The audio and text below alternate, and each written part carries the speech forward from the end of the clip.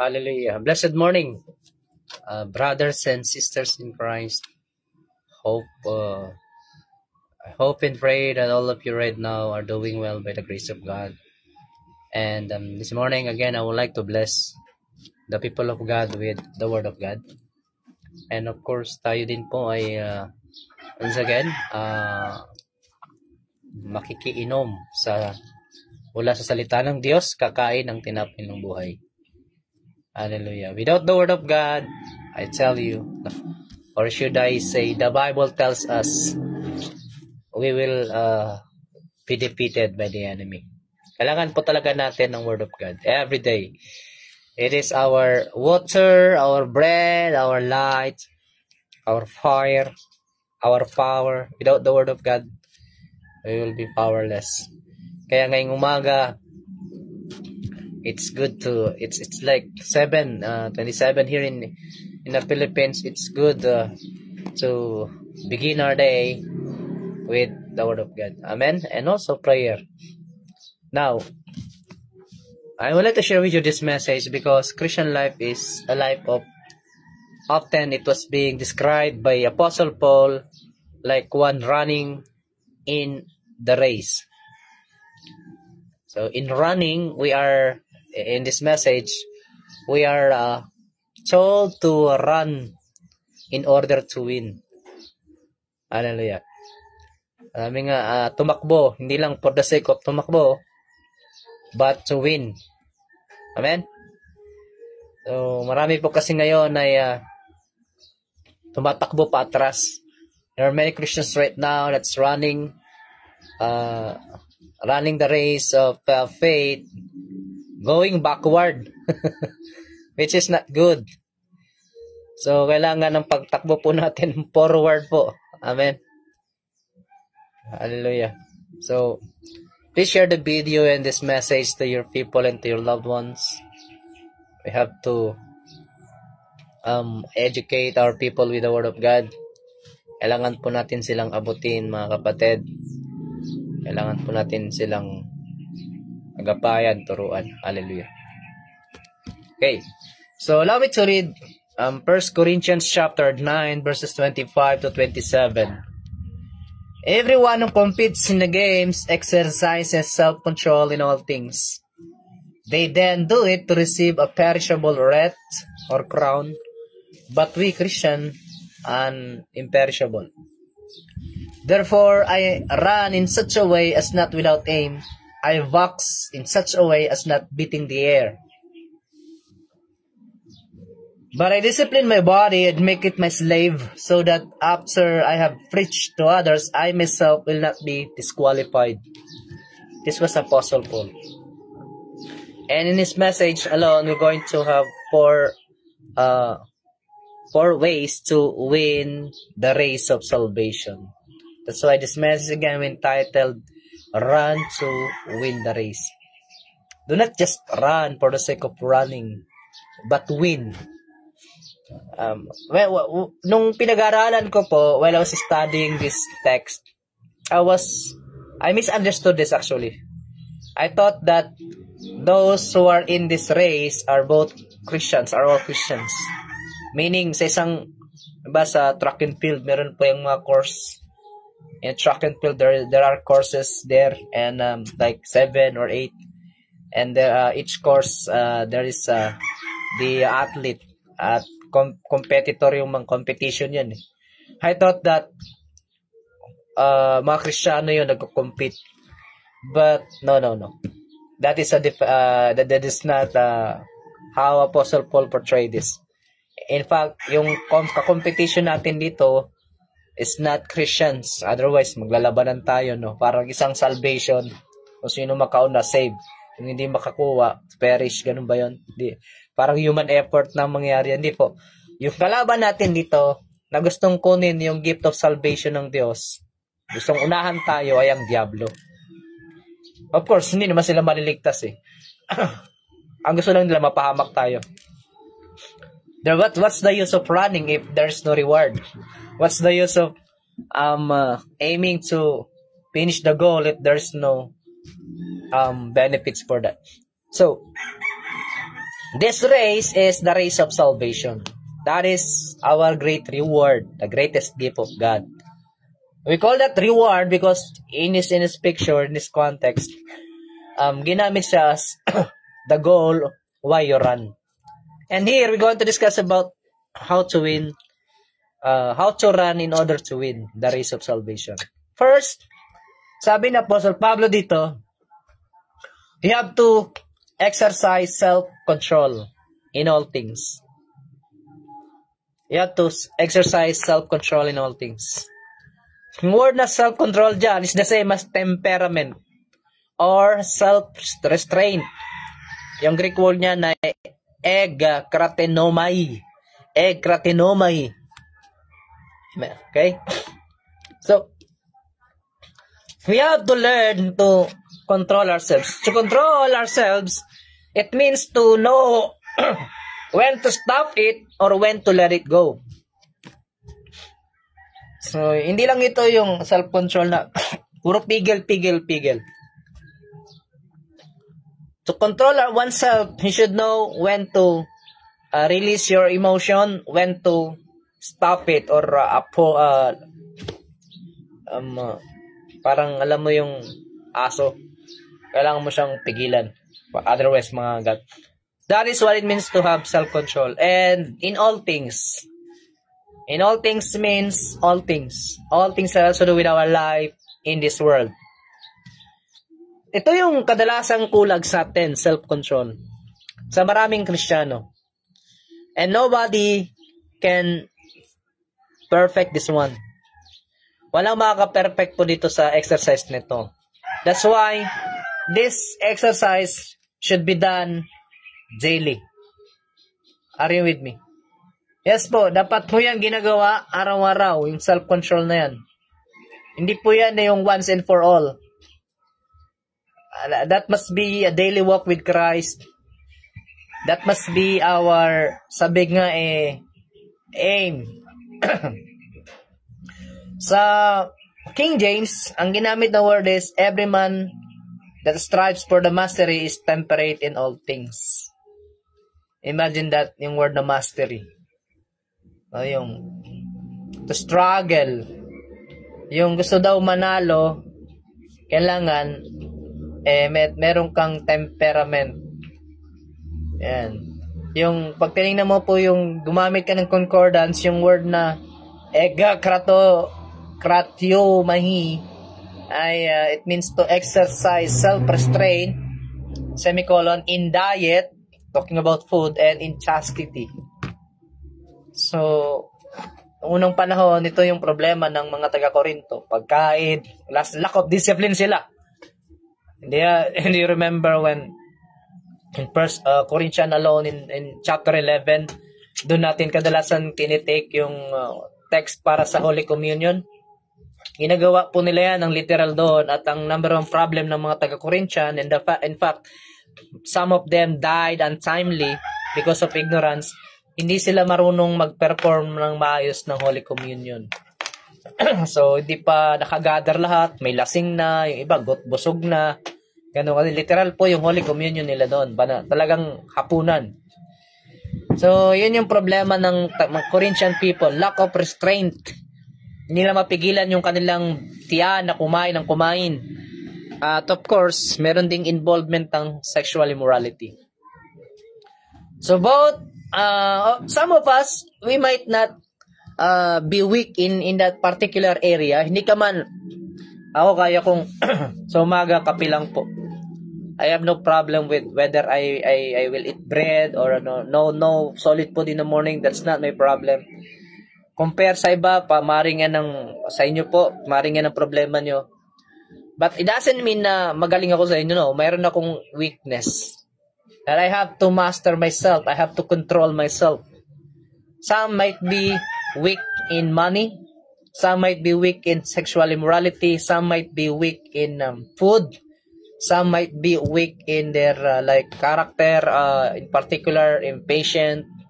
Yung iba naman ay yung uncontrolled anger. Iba-iba po, no? Iba-iba. Yung iba naman, depression. The point is, we have to control ourselves from not allowing that weakness to destroy us or stop us from running the race until we finish and win. Yun po yun. Because otherwise, if we will not exercise self-control, kahit ganong kalayo yung matakbo mo, one way or another, the enemy will always have the parang hold in you, in us, na mapipigilan tayong matapos yun. Babagsak din po tayo. Are you with me? I remember in the book of Ecclesiastes, it says there that greater is he that can control himself than one who could subdue a city. Mas malakas daw, mas dakila yung taong kayang pigilan ng sarili, kontrolin ng sarili, kaysa sa kanya na kayang pabagsakin ng isang syudad. Yes, often throughout the history, great men and women of God destroyed their ministry themselves because of lack of self-control. Samson, for example, because of lack of self-control in his sexual desire, he disclosed the supposed secret between him and God, which was the source of his strength. Alam natin yun, di ba? Same with David, a mighty man of God. So sexual desire din po, no?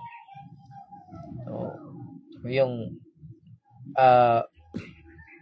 si Judas, hindi naman sexual desire si Judas Iscariot, yung desire niya sa pera naman. Even after seeing Jesus healing people, performing signs and wonders, miracles, raising dead people back to life, at the end of the day, after the 3.5 years of training, ano nangyari sa kanya? He ended up committing suicide. Why? Because his heart was not totally being given up to God. Merong area ng puso niya na kinain siya ng nagnanakaw siya. So, yung kanyang pananampalataya ininis nung tinalo nung kanyang fleshly desires. And because of that, we have to be very careful. So, kailangan po natin mga kapatid na mag-self-control. In fact, self-control is one of the fruit of the Holy Spirit.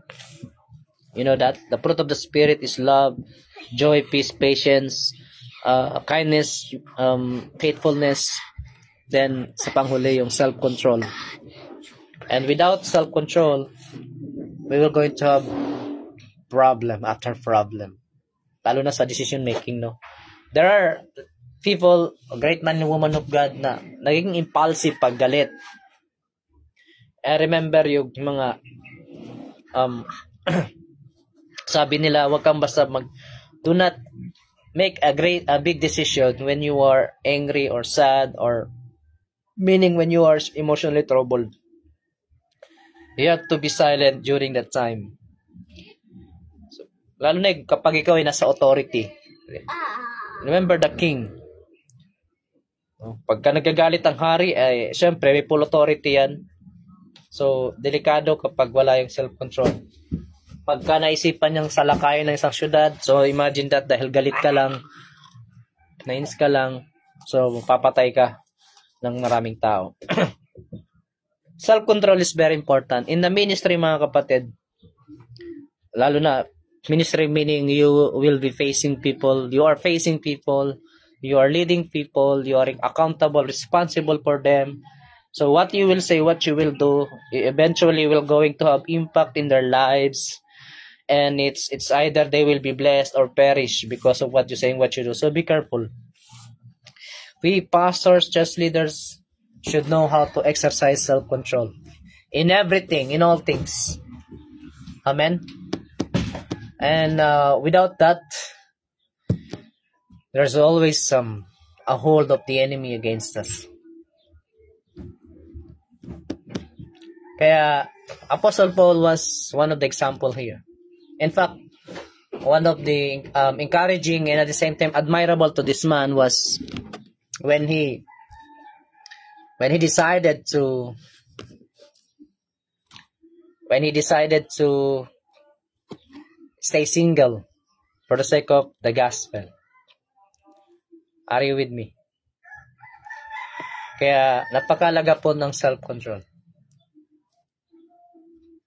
Those who lack this character will end up it's like kahit gaano ko, para kang barko, kahit gaano kalayo yung ma-travel mo, marating mo, kung meron kang butas, eventually you will sink, lulubog ka.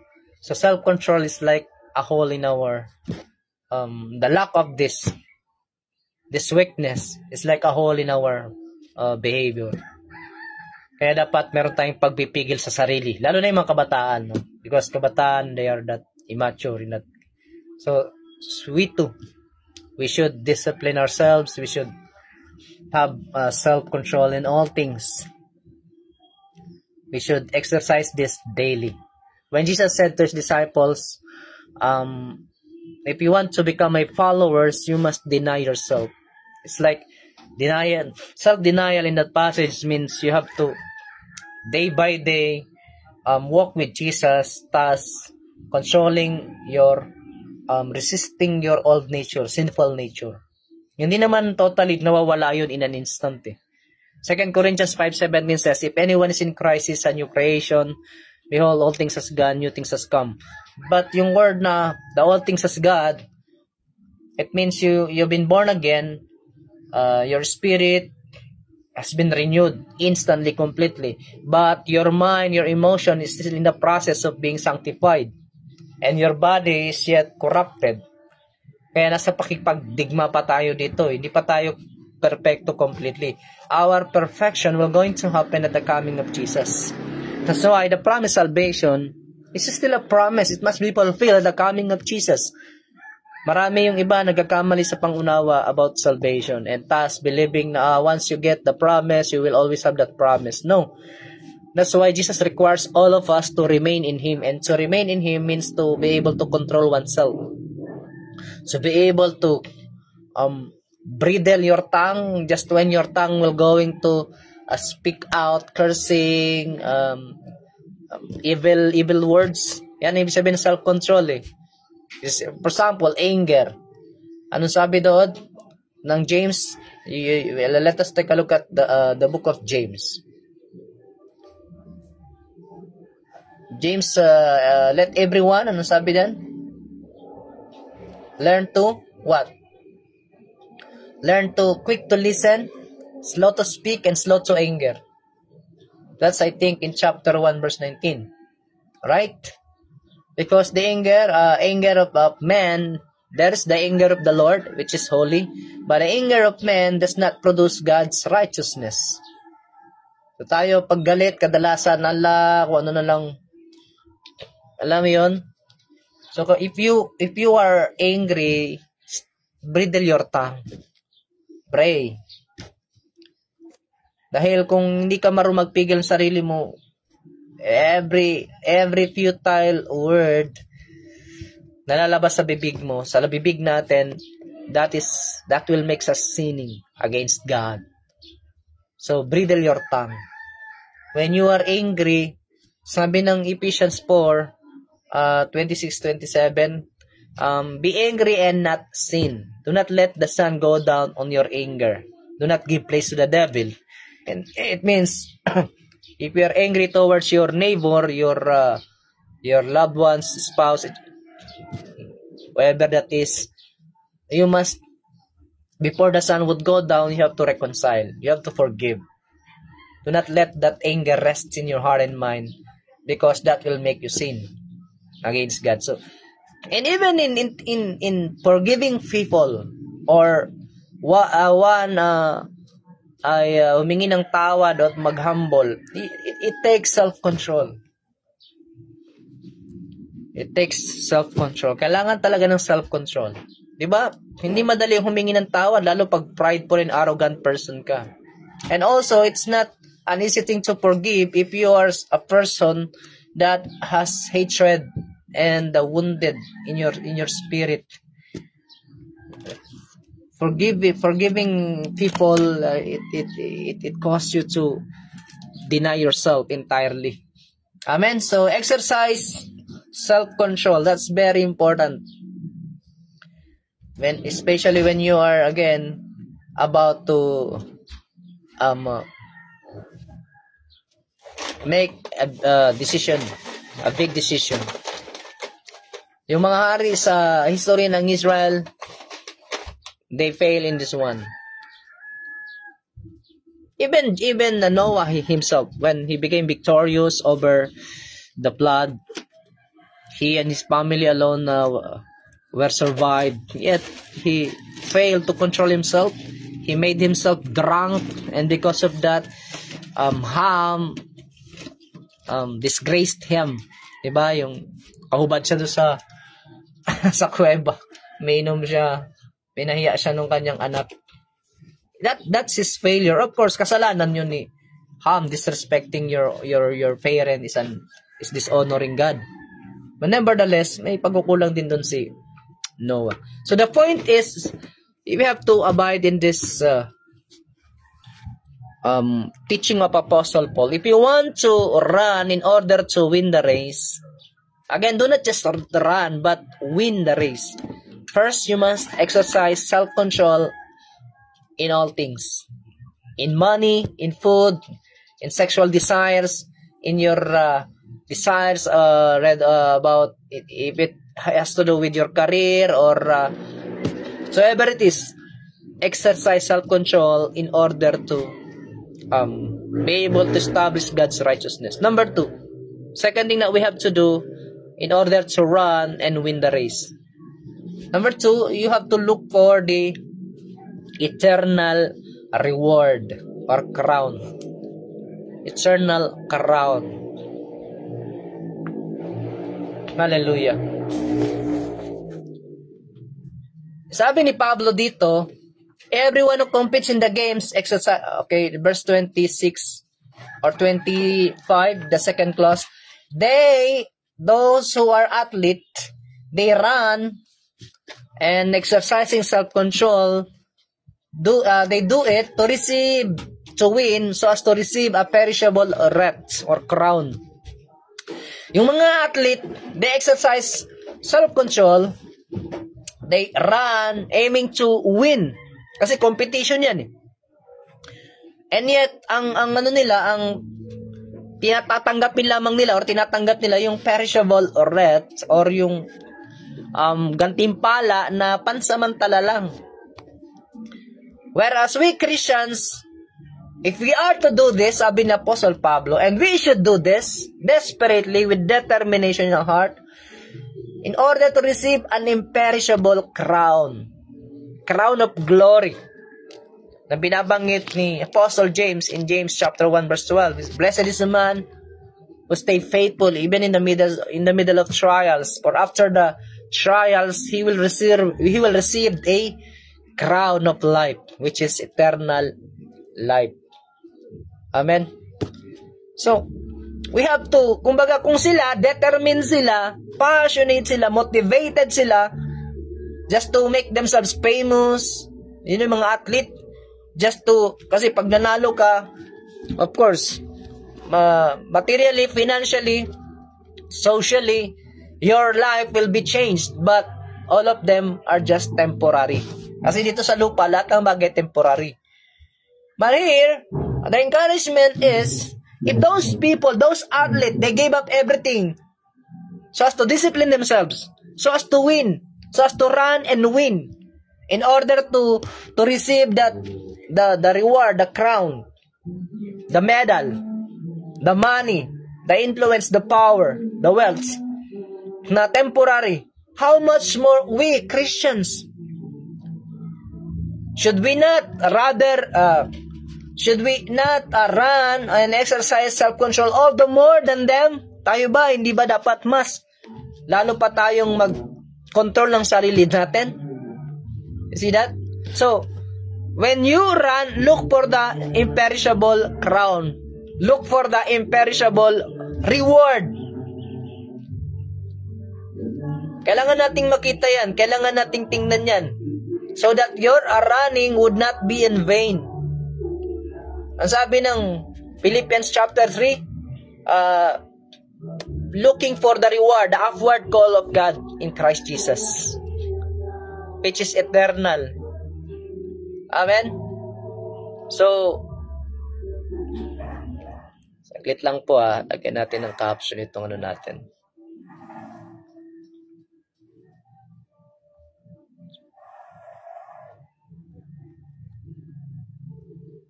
Hallelujah.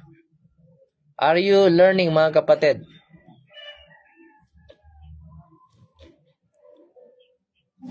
Ayan. Okay? So, tuloy po tayo. Look, while running, exercising self-control, look for the imperishable reward or crown.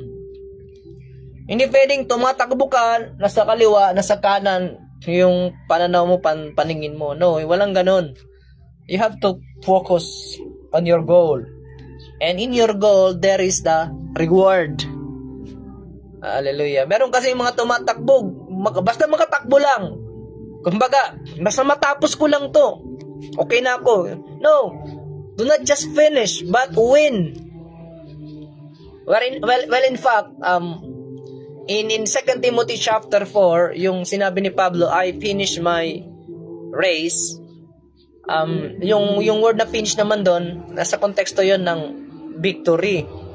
Kasi ang diablo, gusto ka niyang pigilan, wag mo matapos yung iba naman yung ito kasi ang idea dito is you are to do everything just to win the race.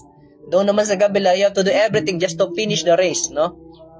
Ang ano dito, ito, in-encourage tayo na makuha yung reward kasi may kalaban tayo eh. Doon naman, in-encourage tayo tapusin yung takbuhin in spite of the struggling. Remember Paul, 2 Timothy was the last letter being written by Paul. And then in that letter, Paul explains to his disciple Timothy ano yung mga naranasan niya, yung mga sufferings niya. But of all those things na naranasan niya, still, ang kanyang aim is to finish the race. And according to him, ito na yung aking huling sulat. Ako ay aalay na. Same with Apostle Peter's second letter. Sinabi niya sa mga kanyang hearers na mamamatay na ako, uuwi na ako sa aking palagyang tahanan. Natapos ko na aking takbuhin. So, we have to look, both of them, during that time, we're looking for the imperishable crown of life na ibibigay ng Diyos sa sino man na magiging tapat hanggang huli. There are Christians that says, oh, do not just be a Christian for the sake of reward. Well, walang ganyan sa Bible. The Bible says, especially in Hebrews chapter 12 verse 2, it says here, fixing our eyes on Jesus, the author and the perfecter of faith, who for the joy set before him endured the cross. Ang Panginoong Jesus nga, nung pinapasan na yung cross, sa harapan niya may kagalakang nakahanda. So he was looking, while enduring the pain, persevering the shame, everything, he was looking for the joy that's set before him by the Father.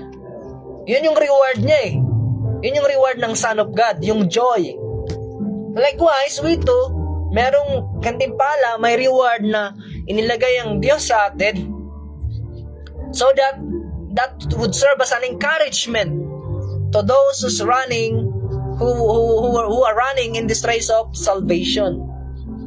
The crown of life will be yours, the crown of glory will be yours, and it will be yours forever. And of course, let us do a little elaboration. When you win this race, kapag nanalo po tayo dito, you have to take a look at, that's why meron tayong Revelation 21. What's in Revelation 21? Ang sabi dyan, then I saw, verse 1, a new heaven and a new earth. For the first heaven and the first earth, which are in this passage, are corrupted, even now, passed away. It will be removed soon, and replaced with new, and there is no longer any sea. So yung unang regalo ng Diyos na ibibigay sa atin, once manalo tayo sa race of salvation, is we will be living in the new heaven and in the new earth. And then ang sabi dyan ng Panginoon, and the holy city, New Jerusalem, will also be there, coming down from heaven, from God, out of heaven from God. And then, sabi ng Panginoon, behold, the tabernacle of God is among men, and He will dwell among them, and they shall be His people, and God Himself will be among them. The most important thing when you win the race is you will see God face to face. There in New Jerusalem, there in the new heaven and in the new earth. Hindi ito yung new heaven and new earth na tinuturo ng ni Liman Hia na kulto. Yung Zion Ministry na nag-offer ng pre-theological online course study na mali naman ang turo.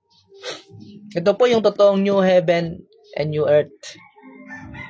Verse 4, at dito sa new heaven and new earth, the Lord will wipe away every tear from their eyes, from our eyes. So wala nang pagtangis. Yung pagtangis na dahil na may sakit ka, nabigo ka, problemado ka, sinaktan ka, natatakot ka, all of those tears will be wiped away by the Lord Himself. And sabi dyan, there will no longer be death. Wala nang kamatayan. There will no longer be any mourning or crying or pain. The first things have passed away. And the Lord will make all things new. Imagine. Maraming mga Kristiyano, hindi masyadong pinag-aaralan ito, and that's why yung motivation nila sa pagtakbo is that somehow very weak. Napakahina.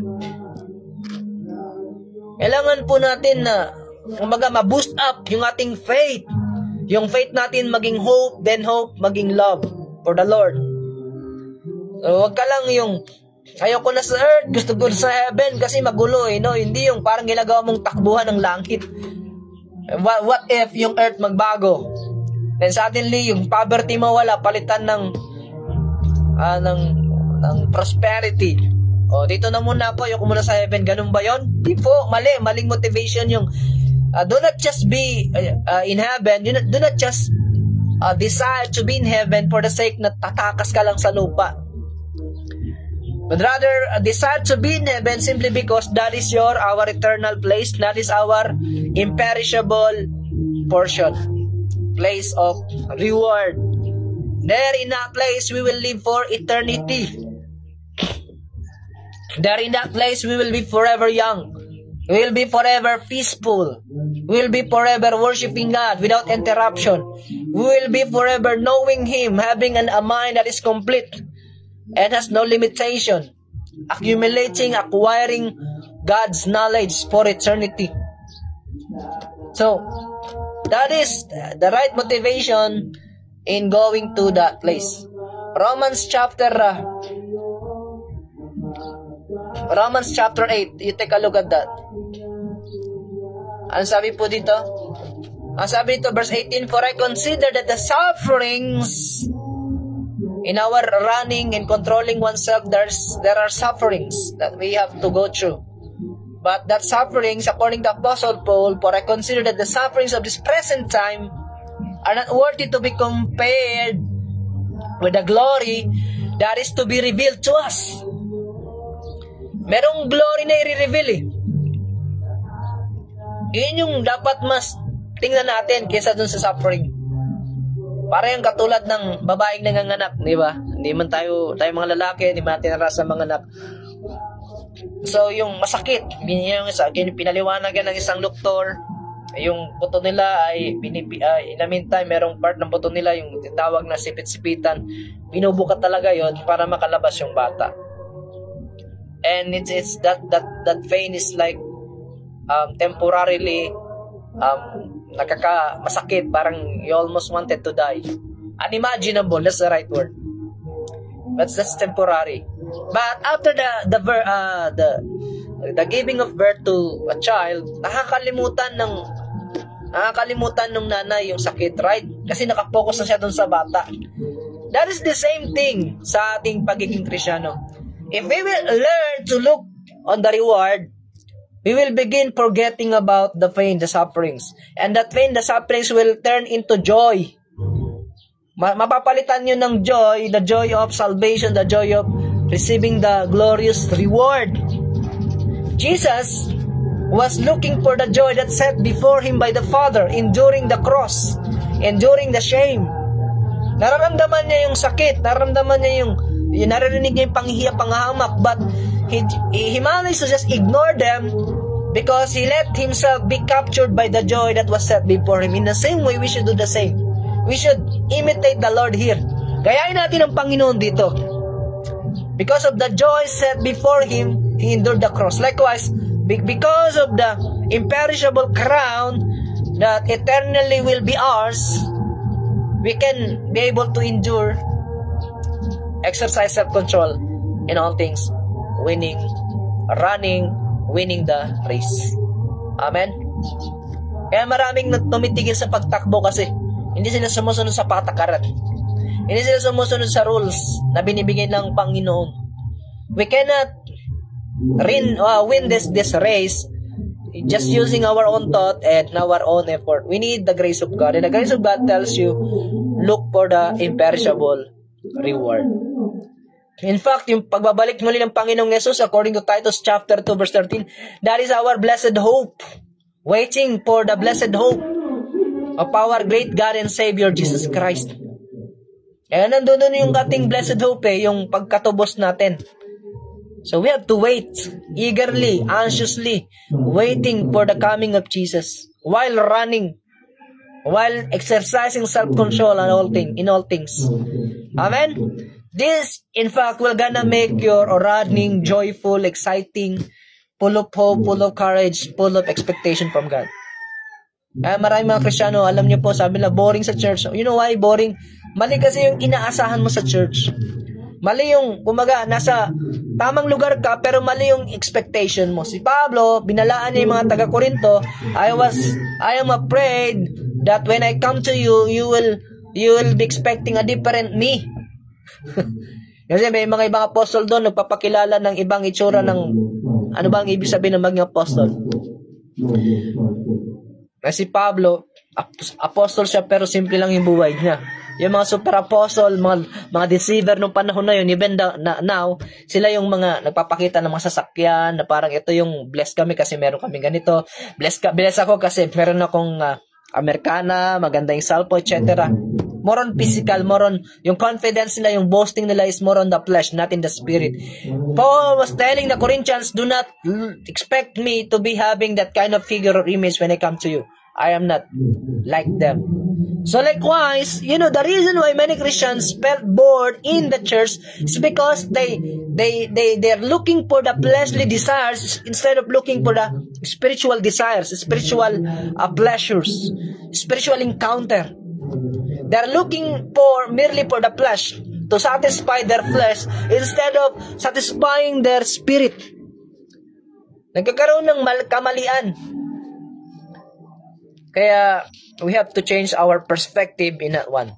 Look for the imperishable reward or crown, and I tell you, na in that case, you will be able to run in order to win the race of salvation. Number 3, how to run in order to win the race of salvation. Paano ba tayo tatakbo para manalo sa takbuhin ng kaligtasan? Again, our enemy here, our competitors here are demons, not our fellow Christians. In 1 Corinthians chapter 9 verses 25 to 27. So, kailangan maging malinaw po ito sa atin, ha? Kasi ito pong talata na to ay for years no one explains to me about this passage, but the Lord in the right time, He explained to me the understanding, how to understand and interpret this passage. Sabi dito sa verse 26, therefore run in such a way as not without aim. I walk, so this talks about boxing, in such a way as not beating the air. Diba sa boxing? Alam niyo po sa boxing, nakakaubos ng hangin at lakas yung sumusuntok ka na wala kang tinatamaan. Mas okay yung sumuntok ka na may tinatamaan ka eh. In fact, nag-e-energize yun ng body mo. Pero yung pag sumuntok ka na ilagan yung suntok mo, unang-una, nakaka-discourage yan. Pangalawa, nakakaubos ng lakas, ng stamina at ng hangin. Matatalo ka. Apostle Paul uses that figure, that illustration to teach Christians on how we should run this race of salvation. Dapat meron tayong aim, meron tayong goal, may target tayo. Some theologians explain yung sin about missing the mark. Ganun yan eh. Missing the mark. Who among you here is naglalaro ng dart or marunong ng pana? Diba sa pana, meron kang target, yung bilog, at merong pinaka-center. Do not just be contented with you hitting the other surface without hitting the center of the target.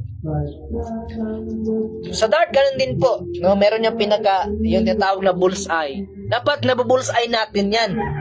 Huwag ka makontento dun sa pumapasok lang sa bilog na target yung yung bala mo.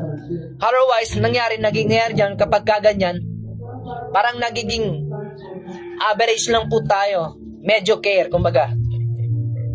Parang, if we will to apply that into our personal life, if you are to be a man of God, man and woman, that includes you don't have to be a pastor to be a man of God. You only have to obey God for you to become a man of God. Okay. Then, being a man of God, so meron tayong family, meron tayong ministry in the church, meron tayong, some might be having ministry in the church and at the same time work in the secular. So, ano man yan, you have to have an aim. You have to have a goal. So, our aim should be to glorify Jesus. Prophet Daniel, when he was at Babylon, 3 hari yung pinaglingkuran niya. Nebuchadnezzar, Evil-Merodach, then Darius. Ang goal ni Daniel, in fact, he became a politician, right? Is to glorify God. And for him to be able to do that, alam niyo po yung ginawa niya? Naging talagang disiplinado siya, hindi siya naging corrupt. Intelligence is not enough. Knowledge is not enough. Without the Holy Fear of God, without the goal to glorify God, even if you're an intelligent person, like Daniel who could interpret dreams, explain wonders, makukurap ka pa din eh. One way or another, the Satan will try to tempt you, and so that will gonna be your downfall. Katulad po ng nangyayari ngayon sa gobyerno, marami po tayong mga kapatid na Kristiyano sa Senate, sa Congress, and some of them are actually their faith were being compromised, was compromised. You know them. I don't have to mention their name here. Not unless na talagang ma-prove na, because some of them are still under investigation, but some of them are very obvious na compromise na sila. You know why? Bakit na-compromise yung faith ng mga congressman na to, ng mga senador na to, ng mga mayor, ng mga kapatid nating governor? Because, yes, may aim sila. Ang problema, yung aim nila, material. They should change it, replace it with the spiritual aim, spiritual goal. Tingnan po natin yung nangyayari ngayon sa Senado. Itong Diskaya Contractors family. You know why sila ngayon nagiging tampulan ng tukso, pangalipusta ng media, ng internet? Because they brag of their material wealth na, of course, sabi nga ng mga commentators, mabuti sana kung pinagsikapan yun, ninakaw yun sa gobyerno. Sabi nila yun. Only God knows that, but seem likely according to the investigation is happening, it seems likely na that they are guilty. Yan yung sinasabi ng Panginoon, huwag kayong mag-ipon ng kayamanan dito sa lupa, kasi dito sisirain kayo ng diablo, doon kayo mag-ipon sa langit. This Diskaya family is one of the examples of the many people that is transgressing the commandment of Jesus na wag maglagay ng kayamanan sa lupa or wag mag-ipon. Ngayon, their wealth has been confiscated. Yan yun eh. So we Christians should not do the same thing that they have done. If we are to accumulate wealth, money, and power, it should be for the sake of glorifying God. It should be for the sake of glorifying Jesus. So we have to run with an aim to glorify Jesus. In this world, when you preach, you run. But that will only happen when you preach by faith and with faithfulness. Si Apostle Pablo, nangaral siya, in fact, sa Corinthian Church, may mga time hindi talaga siya tumanggap ng financial support sa kanila, pero sa ibang church tumanggap siya. Kasi ito pong church na to, may problema ito. Malaki problema ng church na ito. Although they were gifted in power and in spiritual gifts, but nevertheless, they are immature in their thinking. Ito yung church na tinayo ni Pablo na medyo nahirapan talaga siya. That he has spent like 3 years, at times 6 months pa. Gabi-gabing tinuturuan sila, and yet yung mind nila isang tagal ma-convert. Kaya ito yung church na kung saan wala siyang tinatanggap, that he and his companion had to work as a tent maker to support themselves. Marami namang mga ganyang church, pinababayaan yung pastor, and the pastor should endure, should persevere until sa time dumating ang blessing ng Panginoon. Dahil kung hindi tutugon yung tao una niyang tinawag to support his ministry, yes, the Lord will going to call out other people. Yung unang tinawag, mawawala ng blessing yun. Yung tumugon, yun ang pagpapalain. But the point is, sino man ang gamitin ng Diyos sa ministry natin, we have to continue running the race with aim. Our aim is to finish and win. And for us to be able to finish and win, we have to glorify Jesus in all things. To glorify Jesus in all things, we have to abide in Him. We have to seek Him every day. We have to agree with Him. We have to obey Him in all things. Our target must be clear to us. Dapat malinaw po sa atin yung target natin. Don't be distracted. Deuteronomy 5:32, do not look on the left or the right. Your perspective must be focused on your goal. Nakapokus tayo dapat sa ating target. Ang target ko, maging mahusay na preacher, motivated by love for the souls of people na mawiwin. If I can make myself a good or a better preacher or teacher, if you're a prophet, to prophesy faithfully, sharply. If you're an apostle, to found the church with power and strength provided by the Holy Spirit.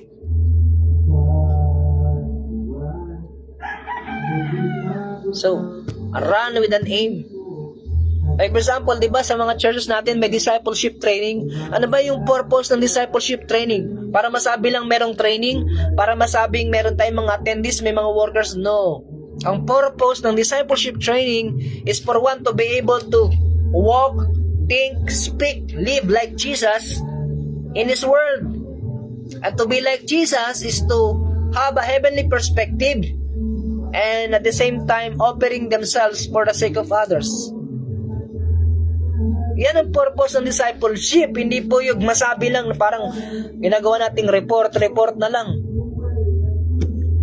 Lastly, how to run in order to win the race of salvation? You have to discipline your body. Verse 27, but I discipline my body and make it my slave, so that after I have preached to others, I myself will not be disqualified.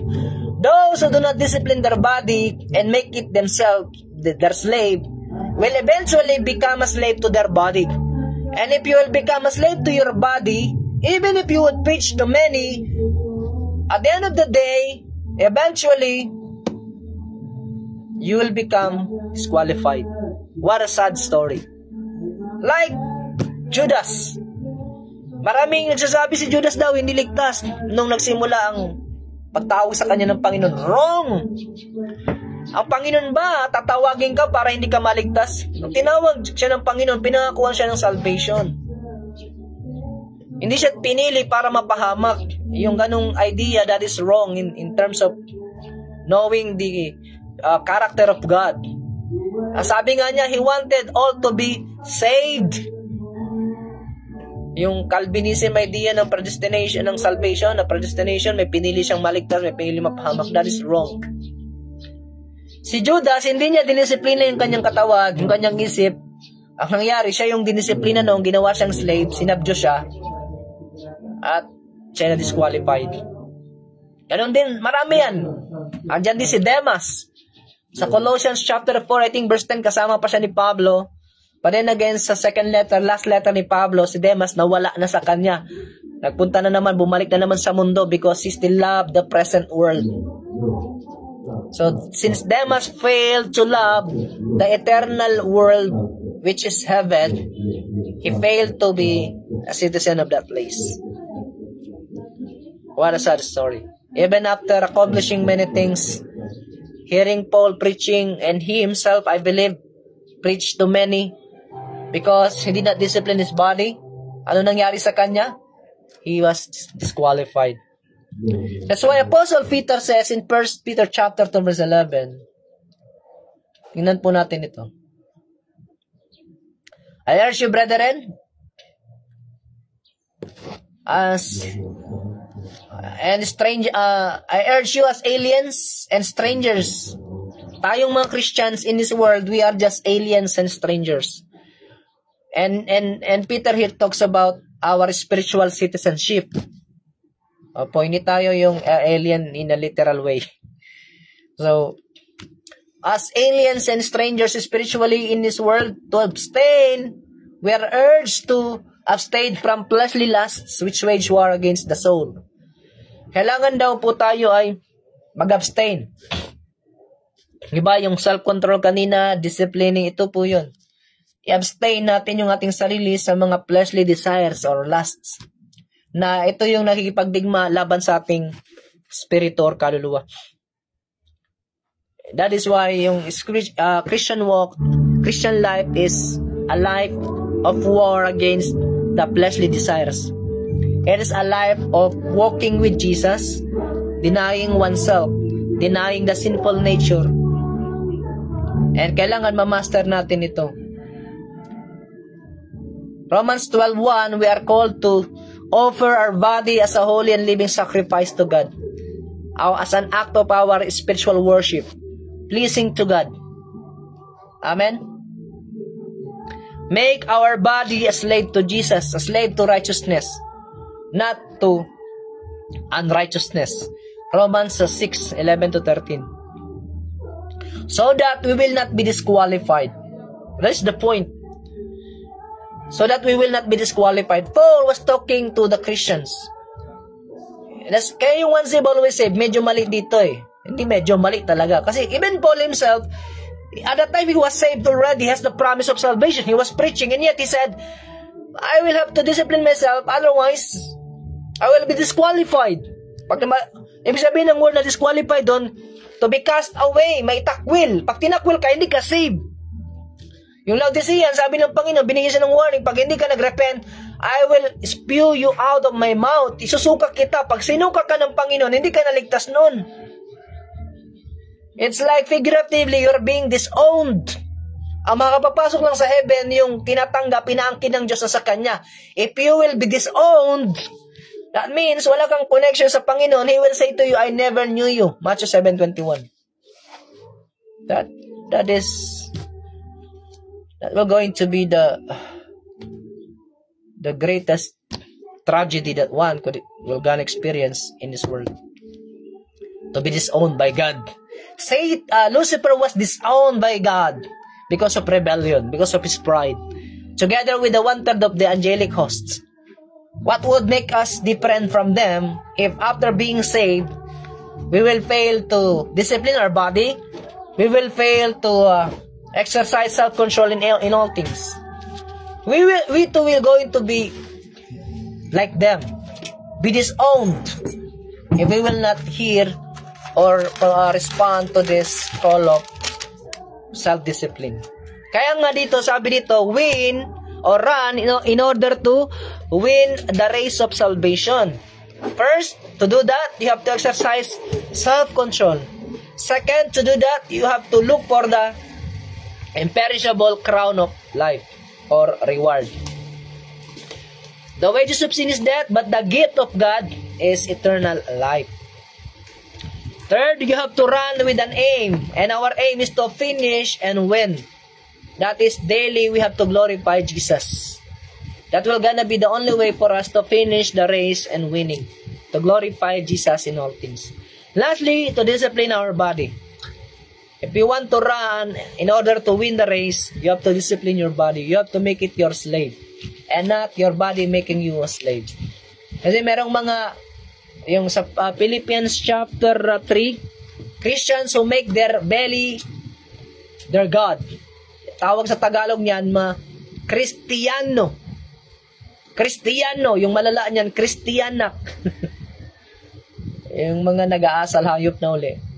So that's just it for today. Let's pray. Father God in heaven, thank you once again for reminding us that our Christian life is a life of race.